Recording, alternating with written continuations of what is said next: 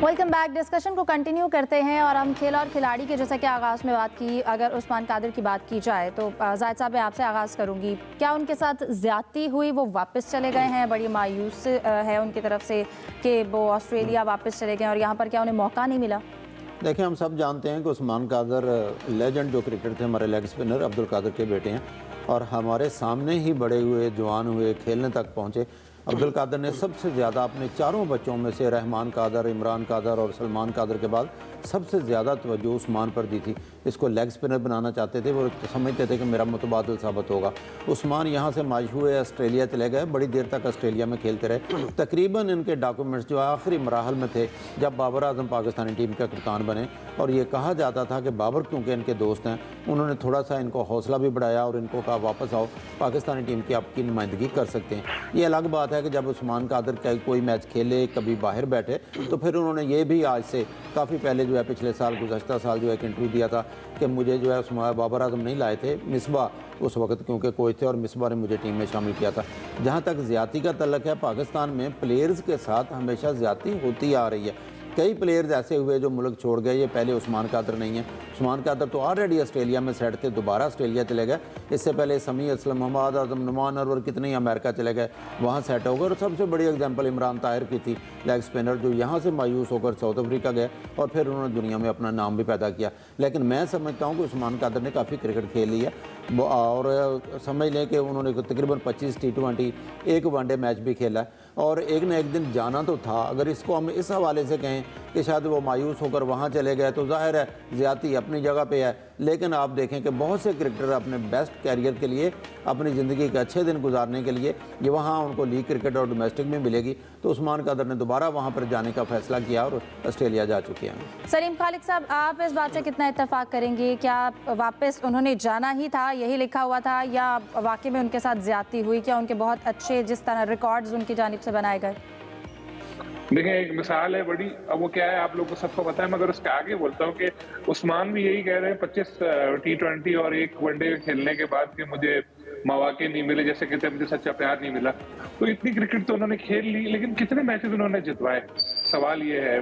देखें, जब कोई बड़े क्रिकेटर का बेटा होता है, कोई बड़े अदाकार का बेटा होता है, तो वो जरूरी नहीं है कि वैसे ही हो। अब्दुल कादिर बहुत बड़े क्रिकेटर थे। उस्मान को मौके मिले, ठीक है, बीच में गैप भी है, लेकिन जितने मौके मिले उसमें भी उन्होंने अच्छी बेहतर परफॉर्मेंस हुई, लेकिन अब्दुल कादिर की तरह नाम नहीं बना सके। सारे वक्त यही बात होती थी कि बाबर का दोस्त है, तो इस वजह से वो आया है। तो यही उनके साथ मसले मसाइल रहे। लेकिन अब क्रिकेटर्स के पास ऑप्शन बहुत है, जैसे जाहिद भाई बता रहे थे कि अब क्रिकेटर्स अमेरिका भी जा सकते हैं, वहाँ खेलेंगे कुछ अरसे बाद, उनको ग्रीन कार्ड मिल सकता है।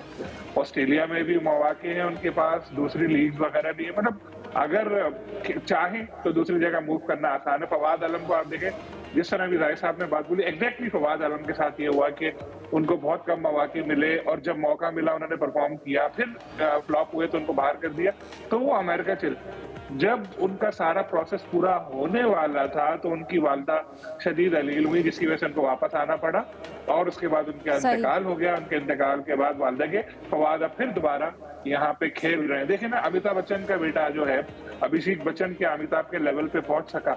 नहीं। इसी तरह क्रिकेट में भी है, जरूरी नहीं है कि बाप अगर बहुत बड़ा स्टार है तो बेटा वैसा बन सके।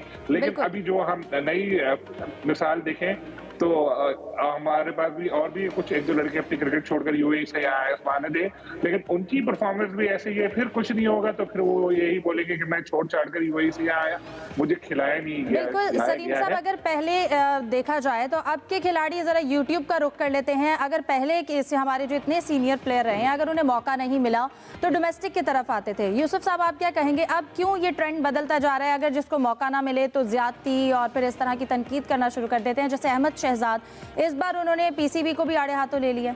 देखिए, अहमद शहजाद की परफॉर्मेंस वो नहीं थी जिसकी बना पर उनको टीम में लिया जाता, क्योंकि ये फ्रेंचाइज क्रिकेट जिसमें जो भी पैसा लगाता है उसकी ये ख्वाहिश होती कैसे खिलाड़ी को लिया जाए जो हर मैच में परफॉर्म करे। सिर्फ आप बातों से परफॉर्म करेंगे, अमली तौर पर कुछ नहीं करेंगे तो फिर आपको कोई भी सिलेक्ट नहीं करेगा। अहमद शहजाद नो डाउट पाकिस्तान का बहुत बड़ा टैलेंट है, उनके साथ जिस तरह का उनको लंबा खेलना चाहिए था, वो ना कौमी टीम की जानब से खेले ना PSL उनको खेलने का मौका मिला। पिछली जो उनकी क्रिकेट थी वो ज़्यादातर शाहिद अफरीदी के साथ दोस्ती की वजह से वो ज़्यादा मैचेस खेल गए, बल्कि एक दफ़ा तो जाहिद साहब को भी याद होगा कि हम जब खड़े थे स्टेडियम में तो उसके जब मीडिया के लोग वहाँ खड़े थे तो उनके बारे में जब शुरू हो गया था कि अहमद शहजाद को कप्तान बनाया जा रहा है, तो उनका फिर उन्होंने जो सामने खड़े थे मीडिया अपना PCB के लोग उनकी तरफ इशारा करते हुए कहा कि मुझे कप्तान बन लेने दे, एक एक को मैं देखूंगा। तो इस तरह की बातों का बिल्कुल जो इस तरह की बातें जो है वो सामने आती हैं। लास्ट मिनट है, जाहिद साहब आप क्या कमेंट करेंगे जिस तरह से अब तनकीद की जाती है? और फिर अगर हम साइम अयूब की अगर बात की जाए, हमारे पास साइम अयूब अगर बीमार हो गए हैं तो उनके बाद कोई ऐसा एसेट क्यों नहीं है? हम क्यों बौखला गए हैं कि साइम अगर टीम में नहीं है? देखें, साइम इतनी फॉर्म में थे क्योंकि उन्हें पहले चांस मिलते रहे, जब आउट ऑफ फॉर्म में दिखाई देते थे। अब कहना चाहिए कि पाकिस्तानी टीम के वाहिद प्लेयर थे जिन पर बहुत भरोसा था, बहुत एतमाद था और लगता था चैंपियन ट्रॉफी में पाकिस्तान में वो मेन रोल प्ले करेंगे। लेकिन हमारे ज़राए के मुताबिक अभी तक जो है PCB को उनकी मेडिकल रिपोर्ट्स नहीं मिली। सोशल मीडिया पर चंद हलकों से ये कहा गया उनको खेलने की इजाज़त मिल गया, ये कहना कबल वक्त है। अभी तक रिपोर्ट्स नहीं आए, डिसाइड नहीं हुआ कि कितना रीहैब पर टाइम लगेगा और कितना वो पाकिस्तान के लिए सर्व कर सकते हैं और आया कि चैंपियन ट्रॉफी खेल भी सकते हैं या नहीं खेल सकते। सलीम साहब आप क्या कहेंगे, साइम के बाद अगर वो इंजर्ड है तो अब्दुल्ला शफीक या कोई ऐसे एसेट क्यों नहीं बना पाए हम? पहले से बना हुआ है ना आपके पास फखर जमान, उनको वापस लेकर आए। भूल जाए उनकी ट्वीट के बाबर के लिए की थी, और वैसे चांस भी है उनके वापस आने का। अब्दुल्ला को बहुत मौके मिले और नो डाउट टैलेंटेड प्लेयर है, लेकिन मसला ये है कि 4 T20 में 0, फिर 3 वनडे में इस तरह से जो है ये टेस्ट में, तो वो बहुत ज्यादा 0 जब हुए ना तो फिर वो प्लेयर जितना हीरो हो 0 लगने लगता है। तो अब ये इस वजह से उनके आगे ये 0-0-0 जो है वो देख देख के लोग परेशान हो गए, तो शायद उनको मौके फौरी तौर पर तो नहीं मिले।